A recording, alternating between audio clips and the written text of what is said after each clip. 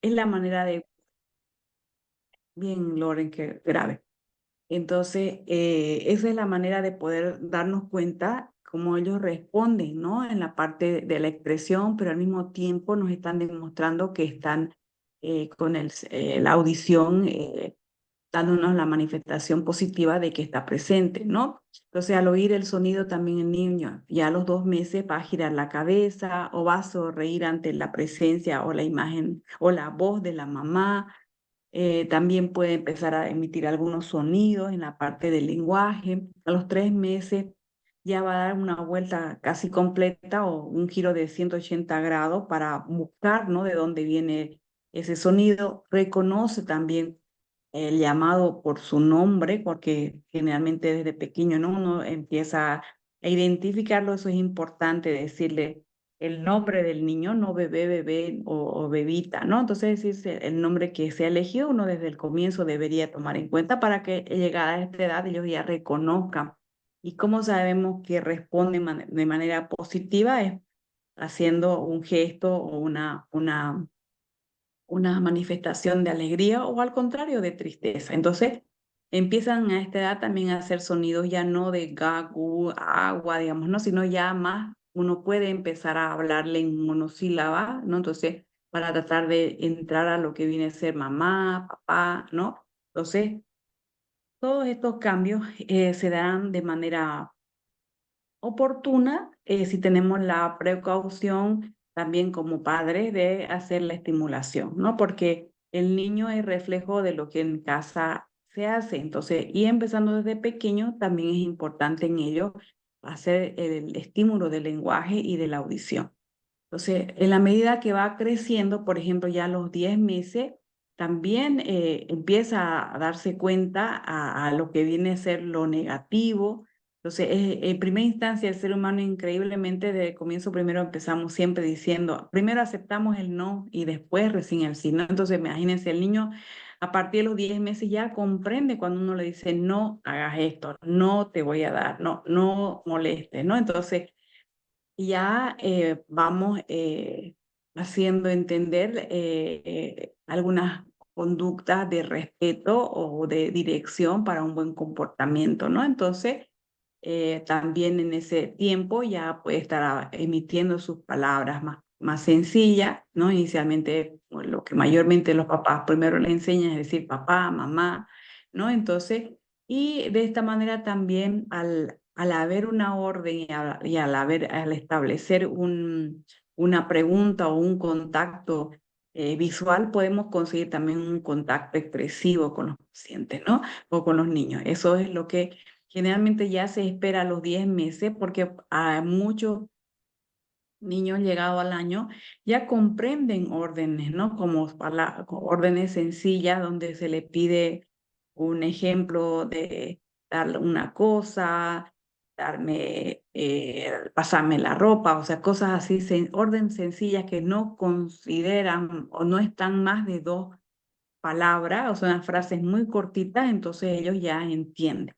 Y también él empieza a emitir palabras sencillas que posteriormente las va a ir articulando.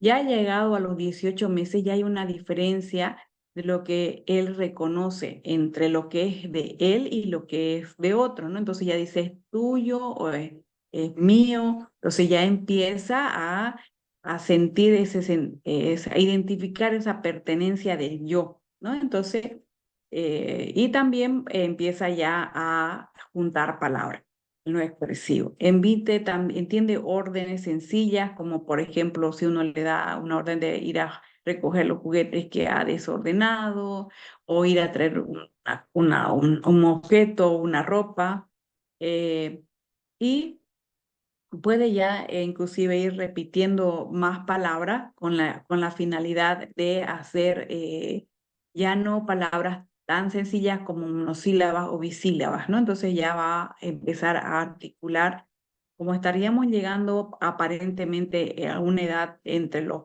22, 24 meses, que es el segundo año, entonces va a entender órdenes, pero también va a empezar a decir frases cortas como mamá, dame eso, quiero leche, quiero dormir, ¿no? Entonces, entre 2 a 3 palabras, él va a probablemente empezar a dejarse entender. Entonces, si nosotros nos damos cuenta que a los 2 años, cuando creemos que apenas va a decir unas palabras, no, ellos ya tienen una tarea más o menos como una cajita de palabras que pueden estar aproximadamente entre las 20 palabras y inclusive dependiendo del estímulo puede tener mayor vocabulario.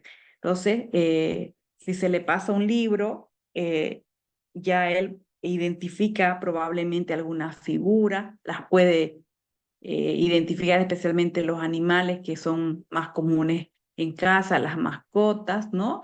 Entonces, por eso si tomamos en cuenta la educación inicial que tenemos como normativa nacional y en general es a partir de los 3 años, ¿no? Porque se supone que hasta el segundo año de edad el niño ya va a emitir frases, ya va a llegar al tercer año con más de 50 palabras, ya va a manifestar oraciones, entonces es importante que el lenguaje eh, esté de una manera bastante manifiesto hasta esa edad para poder encajar con otras actividades sociales que le toca, como es ir a la parte inicial de la escolaridad, que es el kinder, el pre-kinder o el nidito, dependiendo a qué edad exactamente lo llegan los papás, ¿no? Porque primaria, que es la edad escolar, recién empiezan a los 6 años, donde ellos ya tienen actividades bastante desarrolladas, que son totalmente diferente a este ciclo de la vida. Entonces, si el niño tiene dificultades para construir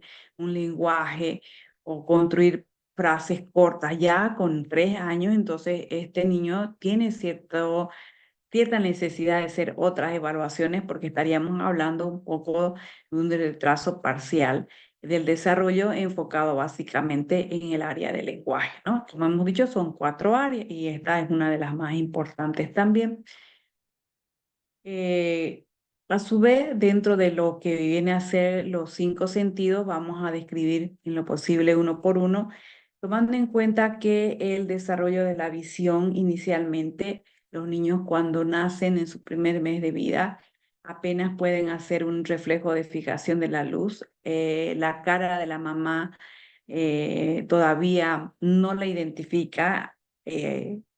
Más lo que esta edad identifican a sus familiares o a la mamá en todo caso es por el olfato o o la audición. En la visión esta edad no está clara, ve bultos, ve sombra, ¿no? Recién entre el segundo al tercer mes y específicamente ya en el quinto mes ya ellos deben diferenciar colores, ¿no? Y pueden ver las imágenes con nitidez.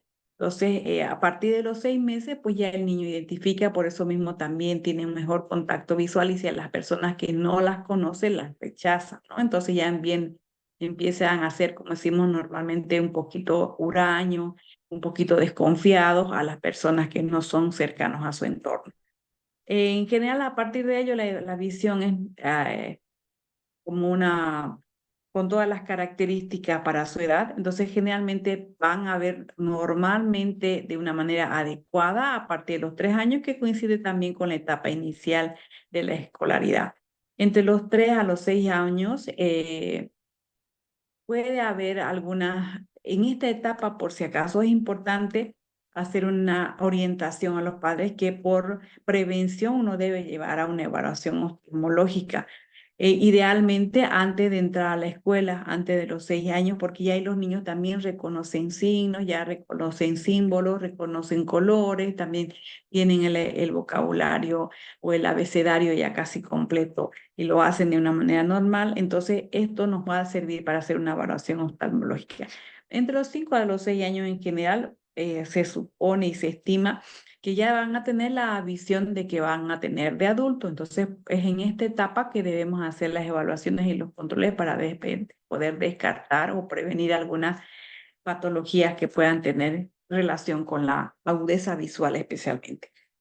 En el sentido del olfato, la sensibilidad olfativa es, como les dije al comienzo, el olor es lo más desarrollado inicialmente, pero tiene que ver con el seno materno, ¿no?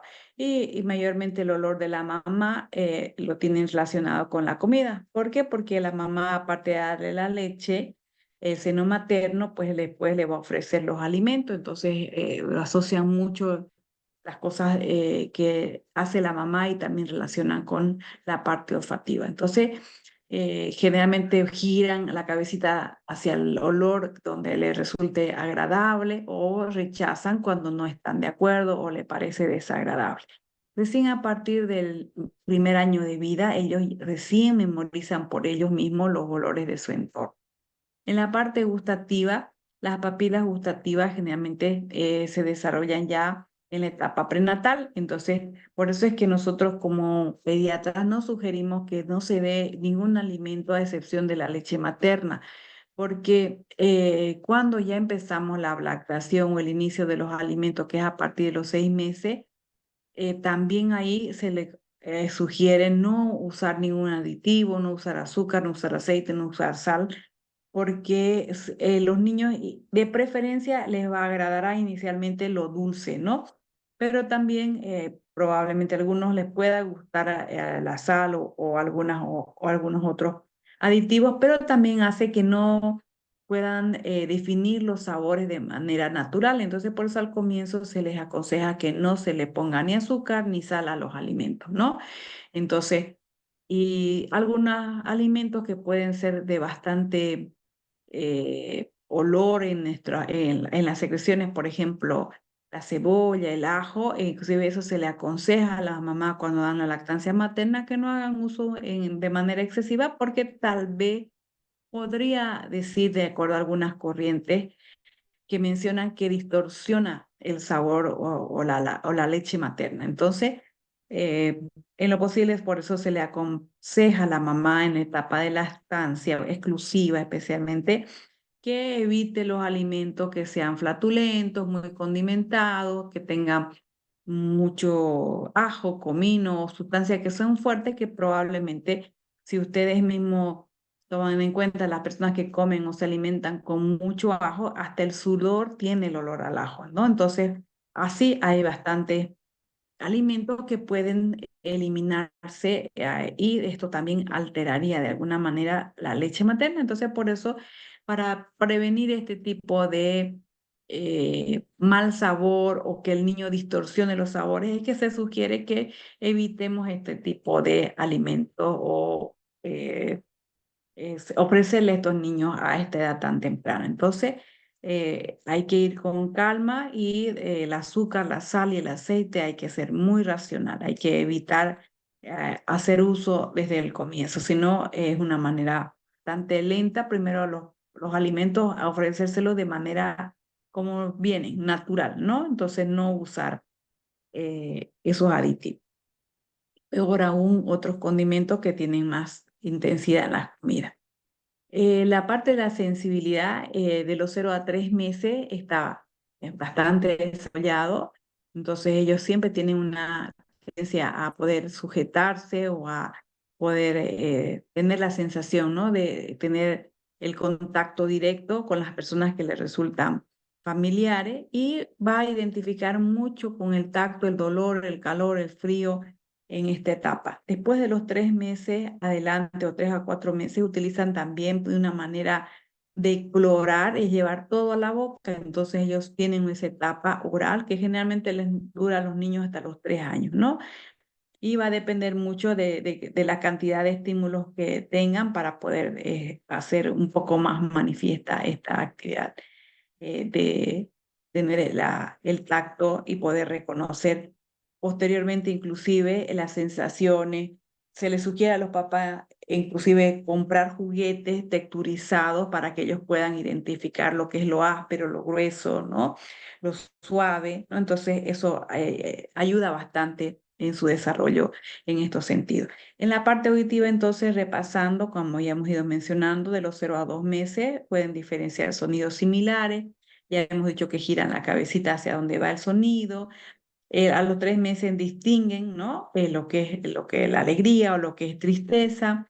A partir de los 5 meses distinguen ya las variaciones del tono y mayores de los 6 meses son bastante sensibles a cualquier estímulo y también, como decíamos, ya ellos se dan cuenta cuando hacen alguna, alguna travesura y se les llama la atención, entonces también identifican bastante bien, ¿no? Y les agrada bastante la música, por eso los padres acostumbran siempre a hacerle canciones, ¿no? Ya sea para dormir, para descansar y para tenerlo. Las mamás, aunque no nos guste cantar, pues aprendemos a cantar cualquier cosa con tal de ponerlos tranquilos a nuestros bebés, ¿no? Entonces es una manera importante de comunicar con nuestros pequeños eh, hijos en esta etapa de la vida, que es bastante importante para ellos la expresión, la comunicación con el lenguaje en el entorno familiar va a definir mucho de su personalidad en el futuro. Asimismo, ellos expresan, ¿no? Dependiendo de la edad que tienen, como mencionaba, al recién nacido es indiferente, no tienen ninguna mímica, pero sí aparece a partir de los 2 a 6 meses viene la sonrisa automática. No es que el niño ya sonríe, identifica. La sonrisa social en sí se le va a dar a los 6 meses aproximadamente, ¿no? Luego de los 8 meses, ya esa sonrisa social que puede ser automática a cualquier persona que le hace algún guiño o algún estímulo, hasta los 6 meses será en general. Pero después, mayormente los 8 meses, ellos ya solo sonríen, reconocen las personas que les son familiares y los que no también. Entonces ellos ya son más selectivos, ellos hacen una expresión a los rostros conocidos. De los 9 a los 12 meses, la sonrisa social también ante los padres y a las personas que están dentro de su grupo familiar. A los 12 meses también ellos ya hacen una repetición, ¿no?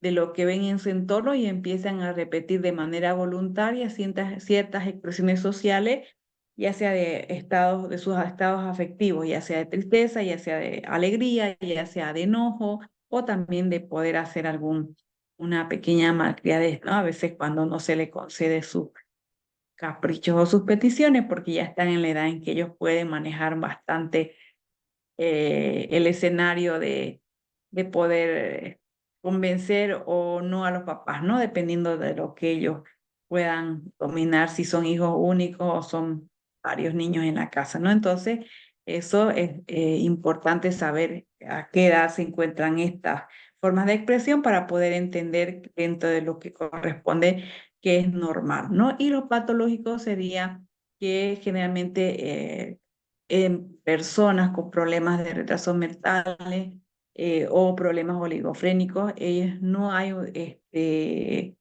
no se discrimina, ¿no? No hay esa alternancia entre lo que es agradable o lo que no le agrada, ¿no? Entonces a veces hay cierta postura o actitud indiferente. En el área social también es importante que en la medida que van creciendo, van a ir cumpliendo ciertas funciones, ¿no? Donde le van a permitir hacer ejercicio de sus nuevas actividades o habilidades, mejora su capacidad de coordinación, ¿no? Dentro de ello podemos ver que a los 4 o 6 a 5 meses juegan con su cuerpo, ya se van mirando las manos, se van identificando, a los 6 meses conoce los pies, y si ustedes se ponen a pensar y tienen niños o sobrinos pequeños en casa, si el niño está echado, lo primero que hace es llevar las manos y los pies a la boca, ¿no? Entonces ellos empiezan a esa edad, si están en camita, lo primero es llevar los piecitos a la boca y llevar las manos a la boca. Entonces ellos están reconociéndose de una manera propia su cuerpo, ¿no? A partir de los 6 a 7 meses, también como ellos eh, ya empiezan a como asimilar un juego, ¿no? Entonces empiezan a tener movimientos estereotipados, ¿no? Entonces para poder ellos mismos darse cuenta de qué es lo que están haciendo. De los 9 a los 12 meses ya pueden hacer juegos más interactivos, un poco más complicados, pueden agarrar un objeto, pueden empujarlo, pueden alzarlo, arrojarlo, ¿no? Entonces ya empieza un poco a analizarlo. A los 2 años, en el aspecto intelectual o cognitivo, es importante hacer torres de cubitos, ¿no? Entonces ellos ya empiezan a poner un cubo sobre el otro y también sacarlo, volverlos a colocar. Intenta siempre, si tiene algo, el niño a esta edad ya es bastante curioso, entonces si uno le da herramientas para que ellos puedan trabajar de alguna manera destornillando o atornillando o meter cubos o cuadrados en algún recipiente, entonces ellos cualquier forma geométrica ya empiezan a investigar. Entonces, tienen siempre esa curiosidad de poder descubrir, ¿no? Todo lo que ellos ven es para investigarlo. Están descubriendo el mundo, entonces ellos empiezan a tener necesidades que puedan hacérsele de una manera dirigida o poder implementar unas actividades lúdicas que le van a resultar bastante interesantes para que puedan desarrollar mejor su parte social. También ellos empiezan a hacer expresión, a agarrar y intentan hacer ya dibujos, ¿no? Entonces, o a pintar. Entonces es tiempo por eso de que ellos acuden a la etapa inicial y las profesoras de la parte nidito, prekinder, pues ellos tienen bastante paciencia para poderlos orientar en este desarrollo de sus habilidades. Dentro de la parte de los reflejos, en la parte de la motricidad, no nos olvidemos que ya habíamos hablado en el caso de recién nacido, que tiene eh, todos los reflejos arcaicos, ¿no? Por ejemplo, el riesgo de muerte está presente desde que nace, más o menos va a ir desapareciendo entre los 4 a los 6 meses. El reflejo de la marcha entre los 2 a los 3 meses, la aprehensión palmar a los 3 meses, la aprehensión plantar es más tardía, entre los 9 a los 10 meses, el reflejo tónico-nucal a los 4 a 6 meses y el reflejo de búsqueda que lo encontramos y lo estimulamos cuando el niño nace por lo de la lactancia, ese desaparece a los 3 meses, si acaso. Entonces, el reflejo de Moro, también creo que ya lo hemos explicado anteriormente, pero cuando hablamos de examen físico de recién nacido, si se recuerdan, se levanta la cabecita, más o menos del bebé 2 a 4 centímetros por encima del lecho, y la soltamos súbitamente. ¿Qué va a pasar al soltar? Como se ve en la imagen, la respuesta consiste en estirar los bracitos al mismo tiempo y abriendo las manitos, como en una posición de querer abrazar. Entonces, por lo general, las piernitas también, ellas van a tener una tendencia a la flexión y el bebé, al terminar de hacer el estímulo, va a gritar, ¿no? Entonces, para ello, ¿cómo lo podemos también hacer? Si no lo hacemos en la forma anterior, podemos levantar con las manitos y después soltarlas de manera brusca, entonces, y vamos a conseguir este mismo estímulo, ¿no? Entonces, el reflejo de la marcha es otro que lo hacemos y que hemos dicho que desaparece, ¿no? A los 3 meses, entonces es sostenido al bebé y él nos va a asumir o simular una marcha normal que nosotros hacemos, pero ellos todavía, ¿no? Es solamente al estímulo cuando lo ponemos de una manera vertical y hacemos que los piecitos topen en la cuna en la camilla donde estamos haciendo la evaluación. Entonces simulan una marcha, pero no es que estén caminando, que todavía no lo pueden hacer. También es importante en el desarrollo hablar de la parte dentaria, porque a veces los papás la primera preocupación es saber cuándo le va a salir los dientes, ¿no? Entonces eso a veces ellos creen que mientras más pronto salen los dientes es mejor, ¿no? Todo tiene un tiempo cronológico y podemos decir que generalmente el maxilar inferior es donde inicialmente salen los dientecitos y eso se espera entre los 6 a los 9 meses, ¿no? Promedio mayormente es a los 8 meses lo que en mi experiencia he visto que más frecuentemente salen, ¿no? Entonces, pero es ese rango, 6 a 9 meses maxilar inferior, luego ya a los 9 a 10 meses ya tenemos maxilar inferior y superior y casi llegando al año ya vamos a llegar a tener casi una media docena de dientecitos donde vamos a tener los incisivos centrales y los incisivos laterales, ¿no? Entonces, y mantenemos los incisivos inferiores en su primer añito aproximadamente, puede llegar a tener ya 8 dientes, ¿no? Y generalmente hasta los 2 años tendría un número de 20 20 dientes entre premolares y ya llegando generalmente a tener su dentadura completa pasada esta edad, con inclusive los terceros molares, que constituiría sus 32 dientes, a la edad más o menos que corresponde entre los, antes de llegar al tercer año, ¿no? Entre los 2 años dijimos, de 14 a 22, de 14 meses a 24 meses, 20. Entonces, de los 24 meses hasta los 30, es decir, antes de cumplir sus 3 años, probablemente ya vamos a estar con la cantidad aproximada de 32 dientes. Entonces, así como aparecen, también es importante tomar en cuenta que como aparecen los dientes de leche que decimos normalmente, estos tienen un tiempo de vida que generalmente a partir de los 6 años en adelante van a empezar a cambiarlo por la dentición definitiva. Y también empieza con los incisivos centrales, luego los laterales, los caninos, premolares y molares. Y generalmente el niño va a llegar a cambiar la dentadura casi en su totalidad hasta los 10 a 11 años, es decir, en la etapa inicial de la adolescencia.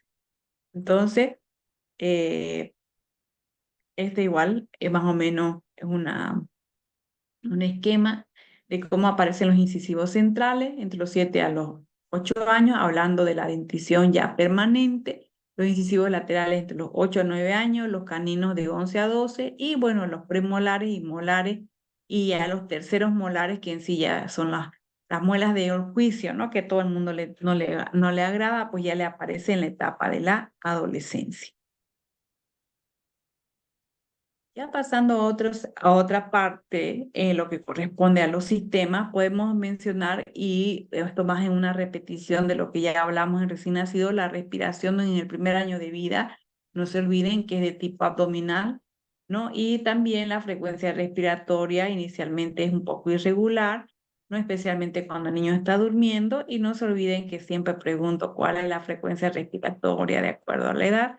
Ya no la voy a volver a decir, la hemos dicho varias veces, pero recuerden que es importante saber, de acuerdo a la edad, cuánto es la frecuencia respiratoria. No es la misma, hemos recalcado varias veces, y el tipo de respiración ya al final del primer año de vida generalmente es mixta, es tórax. En la parte cardíaca, en la frecuencia cardíaca de recién nacido es de 120 a 160. A los 2 años ya se espera que vaya disminuyendo y un promedio de 90 a 100 por minuto. Y generalmente la frecuencia cardíaca puede aumentar de 10 a 40 pulsaciones durante los periodos de actividad, como por ejemplo el llanto, el ejercicio, cuando come, y básicamente sabemos que cuando hay fiebre aumenta el 10% de la frecuencia, del valor normal de la frecuencia cardíaca por cada grado de temperatura que aumenta. Por ejemplo, si tenemos 38 grados, pues aumentará, si tiene una frecuencia de 90, pues llegará a 99 aproximadamente, pero si tenemos, póngale 40 grados, entonces va a subir más o menos el 10% por cada grado, aumentaría casi 30 latidos por minuto con una temperatura de 40, 41 grados, ¿no? Entonces, también eso es importante conocerlo para que no nos asustemos innecesariamente. Si el niño está con fiebre, obviamente que va a estar taquicárdico. La presión arterial en el recién nacido es de 60 a 80 milímetros de mercurio y en la primera infancia entre 80 a 85. Bueno, eso es lo que correspondería en sí a todas las áreas del desarrollo, pero también en esta parte del desarrollo es importante hablar de una etapa tan importante como es la adolescencia. Entonces hay que recordar que la adolescencia tiene diferentes etapas, como es la temprana, la intermedia y la tardía, y esto va a depender del sexo. ¿Alguien está con su audífono? Por favor, si me lo puede bloquear, Loren. Sí, sí, lo voy a hacer.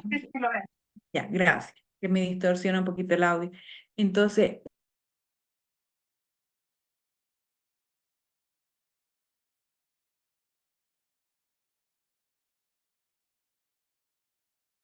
a mí no me bloqueé, solo a las que están hablando, ya.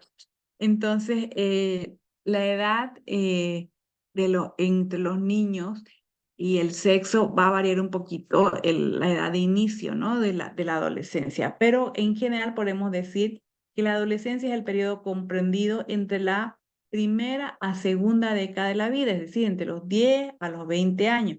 Como pediatría nosotros vemos a los niños hasta la adolescencia intermedia. Ya el médico de adulto, el médico familiar va a ver la parte de la adolescencia tardía, ¿no? Entonces, pero en general es importante conocer las diferentes etapas, ya que tomamos en cuenta que hay alteraciones y cambios en la parte somática, en la parte sexual, ya empieza a ver su autoconcepto del mismo, su entorno familiar, puede involucrarse en pandilla y también puede tener ciertas relaciones y ya mayor compromiso o mayores actividades de compromiso social, ¿no? Entonces, eso vamos a repetirlo un poquito más con calma, lo vamos a repasar en la siguiente lámina, donde hablamos de la eh, adolescencia de acuerdo al sexo. Y entonces entramos a esta. Primero vamos a hablar de la evaluación de Tanner de acuerdo a las características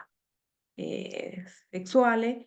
En el caso de las niñas, lo más importante es verificar el grado Tanner en función al crecimiento del vello pubiano y de las mamas. Entonces, podemos hablar del estadio 1 al estadio 5. Con esta imagen, por ejemplo, es bastante gráfica. Cuando decimos estadio 1, estaríamos hablando del preadolescente, entonces de la adolescencia de inicio, ¿no? En el estadio 2 ya va a haber un poco de desarrollo, lo que es la pigmentación y también lo que corresponde al desarrollo pubiano y este también a su vez en conjunto con el desarrollo de las glándulas mamarias, ¿no? Los cuales inicialmente lo que se va a ver es una elevación del pezón y también un aumento de la areola de la glándula mamaria. En el estadio 3 ya vamos a ver también un aumento en el desarrollo en la parte de las mamas, un crecimiento también ya como un poco conificado de la glándula mamaria, ¿no? Si vemos en la imagen lateral ya se va a ver el desarrollo de la glándula mamaria que a su vez en concordancia con el aumento del vello púbico, el cual ya se va a poder ver un poco en mayor cantidad y un poco rizado también. Y en el estadio 4 ya es más, bastante prominente el desarrollo púbico y también si vemos ya el desarrollo de la glándula mamaria, según esta imagen, ya es bastante notoria la glándula mamaria y aquí las niñas ya sí o sí, ellas empiezan con la vergüenza en el colegio y sí o sí empiezan a pedir, ¿no? Usar su ropa básica para poderse sentir más seguro, porque en algunas mujercitas puede serles que les ayuda a fortalecer su autoestima, pero a otras puede significarle vergüenza, ¿no? Entonces, y hay que explicar cuando toca atenderlas que esto es un desarrollo fisiológico, es algo normal y no tiene por qué sentirse avergonzado por su cuerpo. Tanto en las niñas como en los niños la etapa de la adolescencia temprana es bastante compleja, entonces tener que hablar sobre su identificación sexual de verdad que es un poquito compleja, pero a veces el motivo de algunos problemas es el no saber escucharlo y esto hay que capacitarlo a los papás para que puedan atenderla en estas necesidades de su cambio de la niñez a la vida adulta, ¿no? Y en el Planner 5 es el desarrollo tanto púbico como mamario en su totalidad. Entonces, también en el niño vamos a ver las mismas características, lo que corresponde a la identificación del estadio 1 al 5. Entonces, el estadio 1 es cuando todavía estamos, el vello púbico es inexistente y estamos en la etapa de la preadolescencia también, lo que viene a ser el testículo y el pene. Entonces, las características en cuanto al aumento tienen las mismas características que corresponden a la niña, con la única diferencia que si nosotros tomamos en cuenta la edad, va a ser la que probablemente en las niñas va a ser un poco más temprana y en los hombrecitos pues generalmente hay una diferencia entre 1 a 2 años en el cual inicia la adolescencia, tanto en lo que es el comportamiento eh, físico como también en la parte psicosocial, donde las niñas son un poco más, en general las mujeres somos más expresivas, ¿no? Así que mientras están tomando, fortaleciendo su carácter los varoncitos, las niñas ya son más expresivas a esa edad, ¿no? Pero en general después llegan a la adolescencia intermedia y todos, ambos se nivelan. Entonces, tomando en cuenta las características tanto como en el estadio 3, en el estadio 4 de las niñas, ya el estadio 5, pues habrá un desarrollo completo y es la misma identificación que correspondería ya en la vida adulta con genitales, ¿no? Con vello completamente rizado, abundante, oscuro, grueso y todo confluyentes hacia la línea media, ¿no? Lo mismo las bolsas escrotales y el tamaño del pene, lo que correspondería al tamaño de adulto. Lo último que quería recalcar en esta parte de que no se olviden lo que les mencionaba. La adolescencia temprana va a variar 1 a 2 años de acuerdo si es hombre o mujer. Generalmente las niñas empiezan más temprano. Y esta está comprendida entre los 3 primeros años, de 10 a 13 años. La intermedia de 14 a 16 y la tardía, que ya es la etapa que va a pasar a la juventud, sería de los 17 a 20 años. En esto lo más importante que le decía, tal vez hay que comprenderlos en el aspecto de su autoconcepto, de su autodefinición, ¿no? Entonces ya ellos tienen preocupación por el cambio, como le digo, algunas pueden ser bastante tímidas, otras pueden ser extrovertidos, sean niños o niñas, hay bastante dificultad en este aspecto. Ellos en los 14 a los 16 años a veces pueden estar muy desconformes o pueden estar muy felices o sentirse bastante atractivos dependiendo cómo sea su personalidad. Y generalmente a los 17 a 20 años ya ellos ya han asimilado, ¿no? Todos han llegado a entenderse o a aceptarse generalmente como son, ¿no? Entonces, esta etapa es bastante que requieren mucha atención. Entonces, al pediatra generalmente le toca la parte temprana, pero los médicos de adultos son los que generalmente, si no ha habido una buena orientación en la adolescencia tardía, donde están en la etapa saliendo al del bachillerato, es la que van a tener ciertas dificultades y mayormente se asocian a problemas de adicciones, a problemas de depresiones o de mal comprensión en la familia, todo va a depender de eso. Entonces ellos a esta edad se necesita de mucho apoyo y de escuchar a estos niños para poderlos comprender y puedan ellos aceptarse como son, ¿no? Y para terminar, lo que corresponde al crecimiento y desarrollo, esta última parte me parece bastante importante hacerles conocer lo que viene a ser la norma de vigilancia para el desarrollo infantil temprano, que si alguien tiene un familiar o un niño pequeño, puede pedirle que les preste su carnet de vacuna. Ya no es un carnet, es una libreta de salud, de desarrollo integral. Entonces, ¿qué sería bueno conocerla para que ustedes puedan ya ir identificándose en todo lo complejo y lo importante que tiene que ser hacer el seguimiento de estos niños para que puedan tener un desarrollo normal? Ese es el objetivo de esta norma nacional de vigilancia para el desarrollo temprano. Es una política de Estado que tiene la responsabilidad de generar las condiciones adecuadas, ¿no? Para que los niños puedan potencializar sus habilidades, sus capacidades, para que puedan tener a lo largo de la vida, pues poder vivir bien, ¿no? Como dice nuestra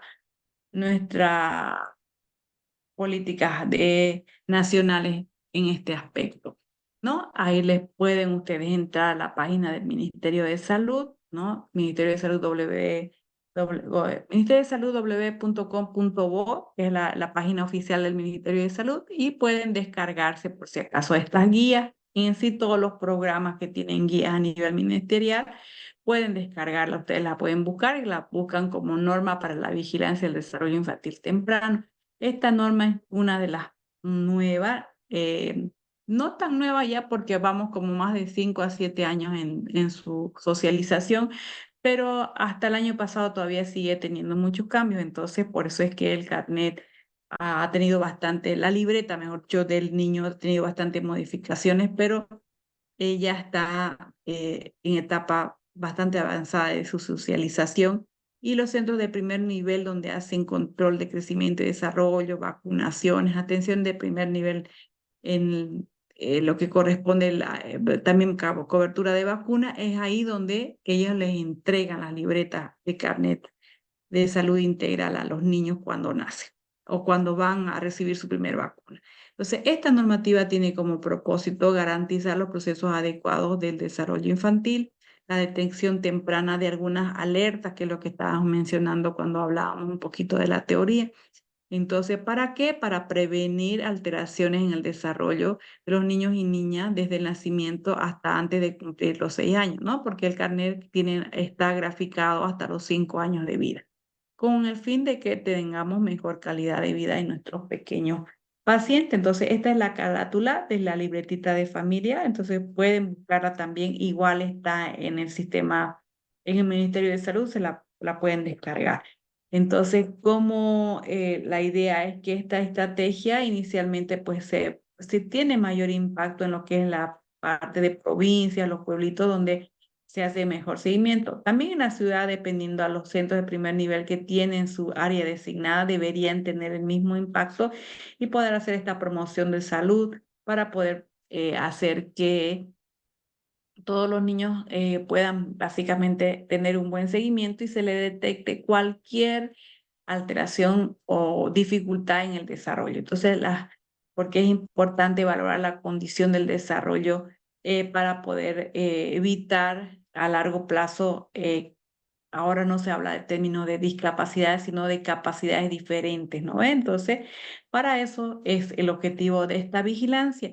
Entonces, esta vigilancia del desarrollo tiene diferentes etapas. Dentro de ellos debe evaluarse los antecedentes familiares y los factores de riesgo, ¿no? ¿Para qué? Para valorar y tomar decisiones en función a estas fichas que se van a ir realizando de todos los antecedentes familiares, y si ya valoramos que hay factores de riesgo, utilizar las herramientas necesarias para poder hacer una categorización de acuerdo a los criterios de valoración, si hay un desarrollo integral, si hay una alerta en el desarrollo, si hay algún riesgo de rezago en el desarrollo o hay un riesgo alto, ¿no? O cuando ya, o en su caso también que ya se considere que hay un daño probable de causa orgánica. Entonces, esto generalmente no solo lo hace el pediatra, en general lo hacen lo que viene a ser el primer nivel, y esto lo hace enfermería, lo hace medicina general, que se hace en la atención en primer nivel. Entonces, deben conocerlo, esta herramienta, y se llena, ¿no? Todos los antecedentes, desde el momento del nacimiento, los antecedentes de los datos familiares, de los datos del lugar donde vive, la zona, los antecedentes prenatales de la mamá, los antecedentes perinatales y los antecedentes. Entonces, todo esto es como un pequeño resumen de todo lo que tiene que ver con el entorno del niño y su propia realidad. E inclusive también acá hacemos la evaluación de los reflejos arcaicos que también hemos mencionado varias veces, ¿no? De la marcha, el moro, prensión palmar. Entonces, y ahí se va viendo. Si ustedes ven esta cuadrícula acá, esto que está en rosadito es que estos reflejos a esta edad ya no están presentes, que es lo que acabamos de mencionar. Entonces, esta ficha ustedes la pueden revisar, la pueden ampliar. En el caso de que a alguien le guste un poco más pediatría, pues ya irse preparando para ir teniendo un antecedente más importante, cómo hacemos el abordaje de estos niños en cuanto al deseo de hacer una vigilancia adecuada en su desarrollo. Entonces, ¿qué parámetros ahí nos tomamos así en la evaluación que ahora nos da la libreta familiar? Es el perímetro cefálico, vemos la palidez palmar, el peso, la talla, o si tiene el niño algunos signos de alarma, como ya sean malformaciones al momento del nacimiento, ¿no? De diferentes causas. Entonces, en esta vigilancia del desarrollo infantil está lo mismo que hemos revisado, ¿no? Lo que vienen a ser las áreas de la evaluación, como son la motricidad gruesa, la motricidad fina, el aspecto socioemocional, la comunicación, el lenguaje y la parte del cognitivo. Entonces, sabemos que estos tres parámetros hacen dos, y los otros primero, que sería la gruesa y la fina, que corresponden a la parte Entonces, y aquí, por ejemplo, en las diferentes páginas de la libretita, de acuerdo a la edad, si ustedes se fijan de cero, de recién nacido, va subiendo hasta los 12 meses en una hoja, ¿no? Entonces, pasado esa edad, también continúa la libreta hasta los 5 años, evaluando las diferentes metas que los niños deberían cumplir de acuerdo a los meses de vida. Entonces, aquí está la edad en meses, aquí se pone la fecha en la que se hace la evaluación y aquí el puntaje el que se le da. Lo importante es que se califica este puntaje, cada uno se le pone 2 puntos, entonces la evaluación óptima es tener 10 puntos, tanto para la evaluación en el aspecto de lo que vienen a ser sus habilidades, sus capacidades, como también en la evaluación de sus factores de riesgo, se evalúan sobre 10 puntos sobre estos, por ejemplo, ¿no? Y la evaluación va a ser favorable, o sea, es bueno cuando están ausentes, por decirle que ya, si el perímetro cefálico, que es una variable, ya sea esté menos la desviación estándar o más de la desviación estándar que corresponde, o si está ausente, está en un parámetro normal, para nosotros lo clasificamos como normal, es 2, ¿no? En cambio, si estuviese presente alguna, por decirle, alguna malformación, no nos da el puntaje 2, le ponemos 0, ¿no? Entonces eso hace que haya factores de riesgo, entonces la puntuación que no es óptima no llega a 10, entonces aquí lo que resta no es bueno. Entonces, eh, y esta es la evaluación que nosotros hacemos de acuerdo a las edades en la parte y más que todo de lo que es la motricidad gruesa, la motricidad fina, el aspecto social, la comunicación, el lenguaje y el aspecto cognitivo. Entonces, se le pregunta o se le evalúa mientras uno hace la evaluación física y también se le pregunta a la mamá de las cosas que a nosotros nos corresponde por la edad, si es que logra hacerlo en casa algunos o si no, para poderle orientar y hacer la estimulación que corresponde. Por ejemplo, acá, según este ejemplo, ¿no? Se va evaluando entre los 7 o 8 meses qué es lo que el niño debería lograr, ¿no? Entonces, si nos fijamos para la edad que tiene, según la que se le ha encasillado, solamente logra un puntaje. Todos los demás están por debajo, entonces su evaluación solo le da un puntaje de 2 sobre 10. Entonces, habría que preguntarse por qué recién a los 7, 8 meses fue a una evaluación o a un control, ya sea con el pediatra o un centro de salud o con un médico quien le haya hecho la evaluación. Entonces, con este puntaje uno debería sí o sí referir y hacer las evaluaciones de los factores de riesgo. Entonces, para poder clasificar. Nosotros dijimos 2 puntos para lo grueso, 2 puntos para la motricidad fina, para el censo emocional 2. Entonces, lo ideal es que tuviésemos 10 sobre 10, ¿no? Entonces, pero si nosotros, para mencionar este aspecto, debemos hacer la otra evaluación de los riesgos asociados. Como le dije, si el perímetro cefálico está mayor o menor a 2 desviación estándar, es decir, está en un rango normal, no está alterado, es 2 puntos. Pero si tenemos alteraciones, ausencia de alteraciones fenotípicas o hay palidez palmar o hay desnutrición crónica. Entonces, todo esto nos van a sumar puntos. Nosotros lo ponemos 2 puntos cuando no encontramos esto. Cuando sí encontramos cualquiera de estas alteraciones, entonces nos va a restar, no va a sumar. Entonces, esto es en contra. Hablamos ya de alteraciones de riesgo o alto riesgo, bajo riesgo o de rezagos en el desarrollo cuando no llegan a la puntuación que nosotros esperamos, que es la evaluación sobre 10. Entonces, lo que necesitamos es que cumplan, en este caso, la ausencia de estos factores, le damos los 2 puntos. Pero si están presentes, no le damos los 2 puntos. Acá lo que necesitamos es que sí los tenga y le damos los 2 puntos. ¿Sí? Pero esta evaluación generalmente, cuando nosotros encontramos alguna dificultad de que no cumple, se debe hacer una evaluación en el siguiente mes previa indicaciones de estimulación, o por ejemplo, en el caso de que si encontráramos que el niño tiene anemia, le hacemos un hemograma porque vemos la palidez palmar, mejoramos eso en 2 meses, pues esos son parámetros que los podemos cambiar nosotros.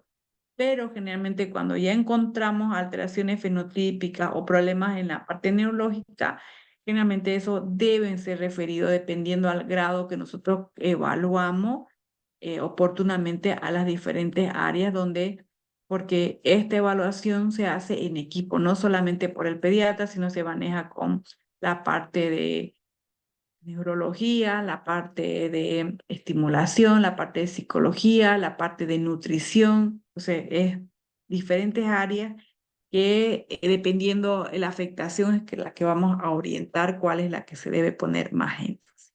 Entonces, aquí están las cartillas, ¿no? Entonces, aquí como vamos poniendo los puntajes y los puntos de señales de riesgo y los puntos de señales del desarrollo, ¿no? Entonces, la clasificación final, aquí como les decía, mire, si nosotros en esta partecita del cuadro, no lo puedo ampliar, la ausencia de las señales de riesgo nos da 2, ¿no? Pero si la presencia nos da 0, ¿no? Entonces, si está con palidez palmar, pues su ausencia yo le califico 2, pero si está pálido le voy a poner 0. Entonces acá es importante comprender que yo ponerle un 2 es bueno, ponerle un 0 en este caso me va a restar mi puntuación sobre 10, entonces va a ser malo. Y en el área del desarrollo, igual. Aquí es importante que esté cumple es 2 y no cumple es 0. Entonces, ambas áreas las debemos sumar y para poner la impresión diagnóstica en el caso de que vamos a tomar como conducta de seguimiento.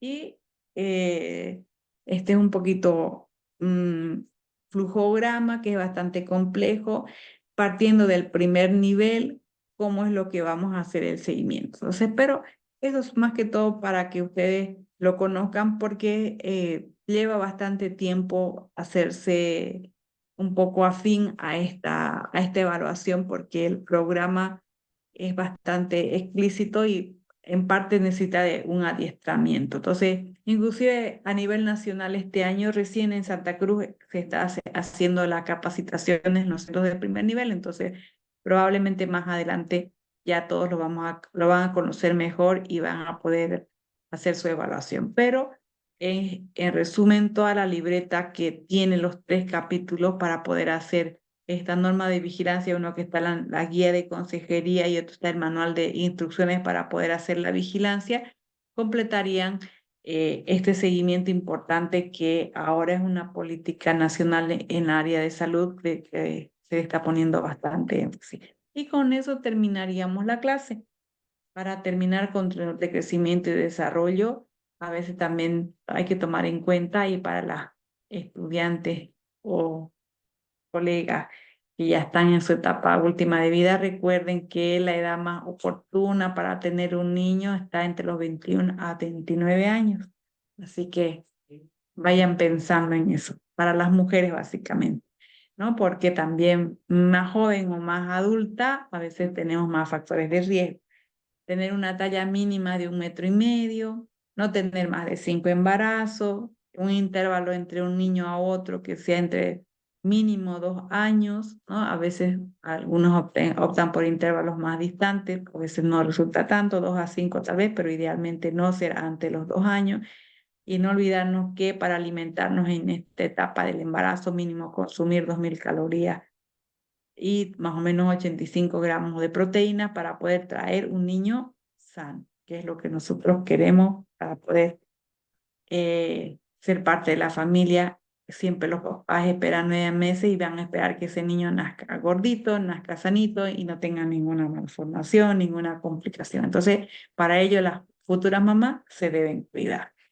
Y con eso terminaríamos control de crecimiento y desarrollo por esta noche. ¿Hay alguna pregunta?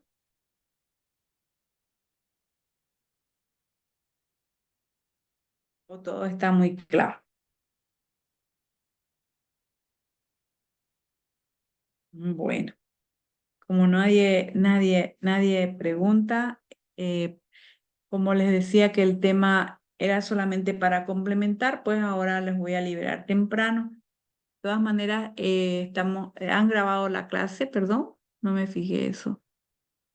Al comienzo, se grabó, ¿no, Lore?